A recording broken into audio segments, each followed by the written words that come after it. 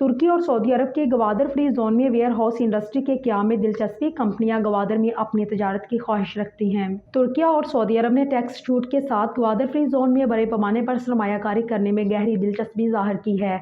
Gwadar pro के मुताबिक तुर्की के वफद की नुमाइंदगी करने वाले अहमद इमरान अयूबी ने पाक सऊदी बिजनेस चैम्बर के अहदेदार Suhail Siddiqui, Lahore chamber of commerce and industry के अहदेदार अदीबा शेख और पाकिस्तान ट्रांसपोर्ट कौंसिल के सदर तनवीर अहमद के हमरा गवादर में COPHC के आला अफसरान, ताजरों और मार्केटर्स से मुलाकात की।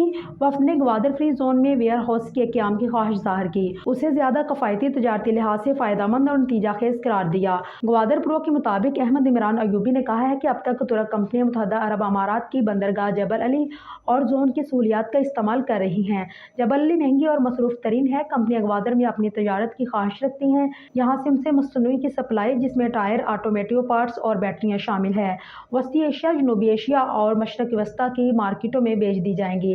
गवादर वेयर हाउस जदीद IT पर मबनी WMS के जरिए मुकम्मल इन्वेंट्री मैनेजमेंट के साथ स्टोरेज की खिदमत पेश करता है। गवादर के ताजिर इम्तियाज गिल ने गवादर प्रो को बताया है कि गवादर सर्विसेज फ्लीट फॉरवर्डिंग और लॉजिस्टिक इंडस्ट्री का मरकज बन रहा है, जो पाकिस्तान की मजमूई मैशियत में अहम किरदार अदा करता है।